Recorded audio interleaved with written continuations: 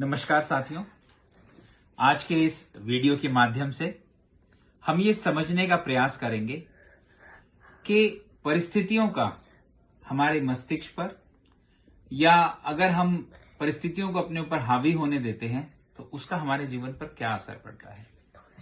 और कहते हैं किसी भी बात को समझने के लिए कहानियां सबसे अच्छा माध्यम है।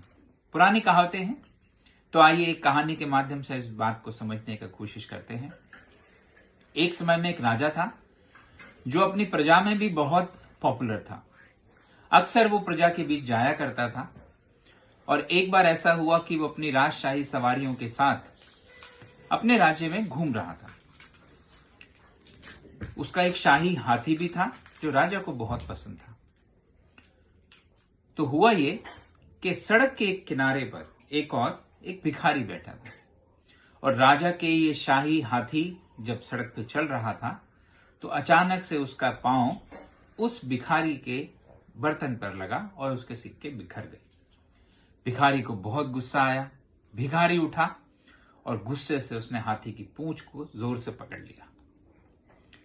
अब भिखारी ने हाथी की पूंछ को इतना जोर से पकड़ा कि हाथी लाख कोशिश करने के बावजूद भी एक कदम भी आगे नहीं बढ़ पाया।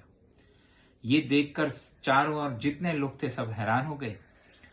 पीछे राजा ने मुड़ के देखा तो वो भी हैरान हो गया कि मेरे राज्य में सैनिकों में शक्तियां तो हैं, मेरे राज्य के भिखारी भी कितने स्ट्रांग हैं।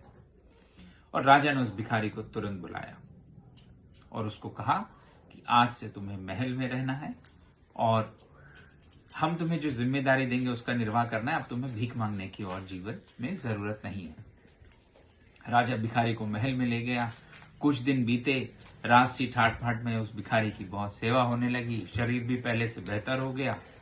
और थोड़े दिन के बाद हुआ ये कि उस राजा के यहाँ कोई दूसरा राजा विजिट करने के लिए आया और वो राजा जब राजा की विशेषताओं के बारे में बता रहा तो बातचीत में उसने कहा कि महाराज, मैंने आपके राज्य के बारे में बहुत सुना है, आपके यहाँ के सैनिक बहुत पराक्रमी हैं। तो राजा ने कहा, अरे महाराज, हमारे यहाँ के सैनिक क्यों, हमारे यहाँ के तो भिखारी भी बहुत पराक्रमी हैं। उसने कहा, अच्छा, भिखारी कैसे पराक्रमी है? उसने कहा, चलिए मेरे साथ, मैं आपको दिखाता हूं। अब राजा ने उस भिखारी को बुलाया और एक हाथी को उसके सामने प्रस्तुत किया और राजा ने भिखारी को आज्ञा दी कि इस हाथी की पूंछ पकड़ लीजिए और देखिए जो शक्ति आपने पहले दिखाई थी वैसे ही आप यहां प्रदर्शित करें। अब भिखारी ने दोबारा से हाथी की पूंछ पकड़ ली और सब हैरान हो गए। जो भिखारी राजा के मुख्य हाथी को इतना जोर से पकड़ लिया कि वो एक कदम भी नहीं हिला पाया। अब ये जो नॉर्मल हाथी था ये चलता रहा और भिखारी उसको बिल्कुल भी कोई उसका प्रभाव भिखारी का हाथी के ऊपर दिखा ही नहीं। सब देख के हैरान हो गए, राजा भी देख के हैरान हो गया।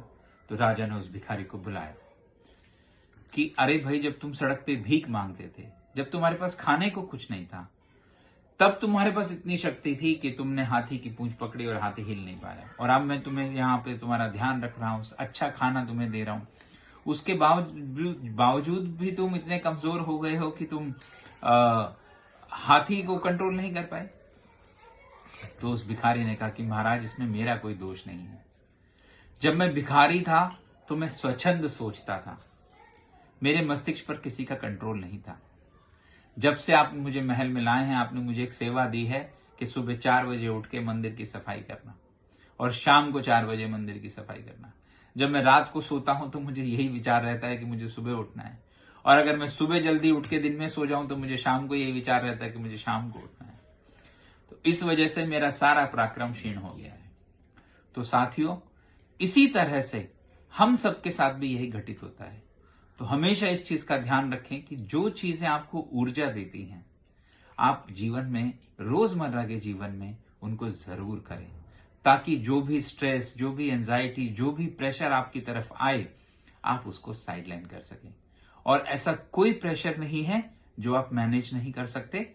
इसीलिए बस जरूरी यह है कि आप अपने मस्तिष्क को स्वस्थ रखें और जो चीज आपको लगे अच्छी, उसे जरूर करें। इसी बात के साथ आज विदा लेते हैं। धन्यवाद।